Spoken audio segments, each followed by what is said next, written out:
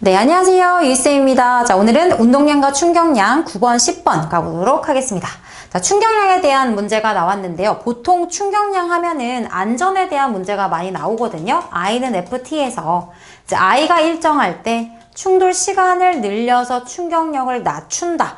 그래서 이제 안전에 관련된 문제로 많이 나오는데, 이제 올해 수능 특강 3점 문제에서는 요 유형이 나온 게 아니라, 이제 I는 FT에서 힘이 일정할 때 이 충돌 시간을 길게 해주면 이 충격량이 커지면서 이 위력이 커진다. 그래서 뭐 총을 쏘거나 대포를 쏠 때 장총을 쓰거나 포신이 길게 하면 더 멀리 날아간다. 그런 요 유형이 이제 나오게 됐습니다.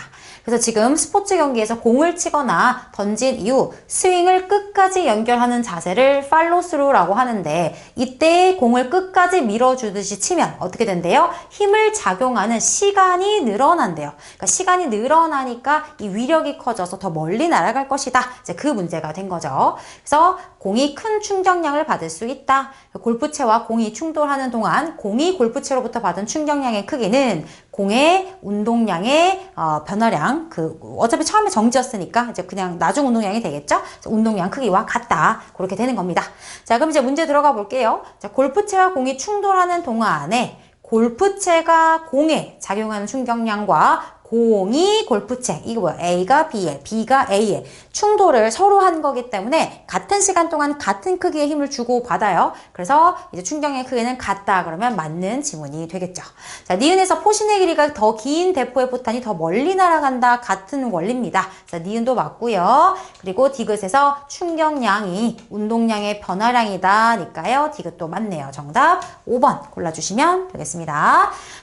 자, 10번 가보겠습니다. 자, 그림과는 마찰이 없는 수평면에서 각각 2V, 4V의 속력으로 등속도 운동하던 물체가 각각 가속 구간 1, 2를 통과해서 소를 향해 운동을 했다. 그러니까 이게 사건이 지금 두 번이 일어나는 거예요. 첫 번째로 가속 구간을 지난다라는 사건이 일어난 거고요. 자, 그 다음에 이제 운동을 하다가 둘이 이제 충돌을 하게 된다. 자, 두 가지 사건이 일어나게 됐습니다. 자, 그러면 우리가 처음에 가속 구간을 통과하기 전을 1번이다 라고 해보고요. 충돌하기 전이 1번. 그 다음에 가속 구간을 통과하고 나서 충돌하기 전에 2번, 그리고 충돌하고 나서가 3번. 이렇게 세 가지 상태에 대해서 우리가 또 찾아줘야 됩니다. 자, 그런데 가속 구간을 지날 때 같은 크기의 일정한 힘을 운동 방향으로 받았대요. 자, 그러면 A와 B가 같은 크기의 힘을 받았으니까 힘의 크기가 1대1이란 얘기고요.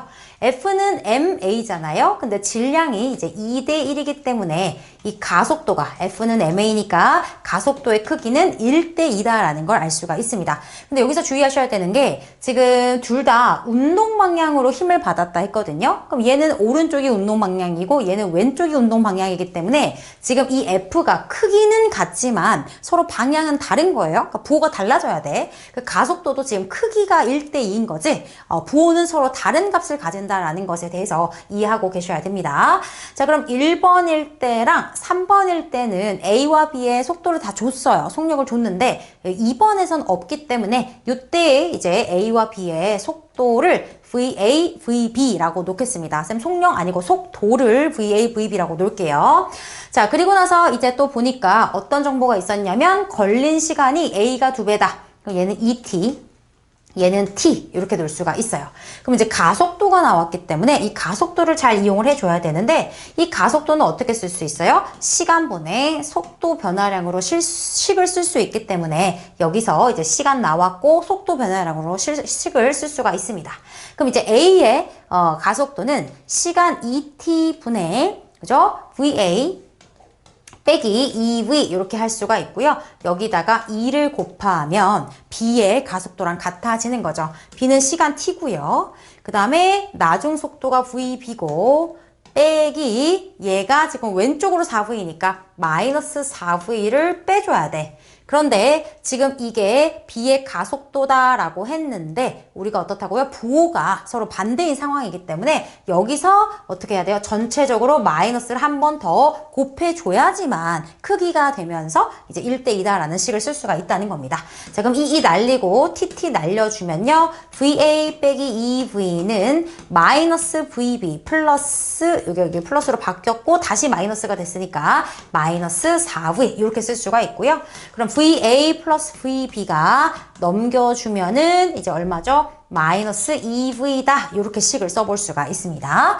자, 그리고 나서 이제 충돌 전후를 보면은 이제 운동량 보존으로 갈 수가 있겠죠?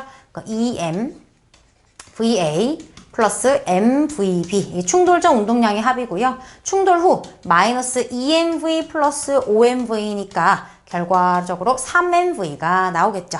그럼 M 싹 다 날릴게요. M 날리고 여기다가 정리해보면 2VA 플러스 VB가 3V다. 이렇게 이제 식이 나오게 되네요. 그럼 이제 아래에서 위를 빼주면 VA가 여기서 이걸 빼주니까 5V가 되면서 이제 요때 얘가 속도가 이제 5V였다라는 거 알 수가 있고요. 그러면은 VB는 얼마가 돼야 돼요? 여기가 5V가 들어가니까 마이너스 7V구나. 이렇게 해서 각각의 속도를 구해줄 수가 있습니다.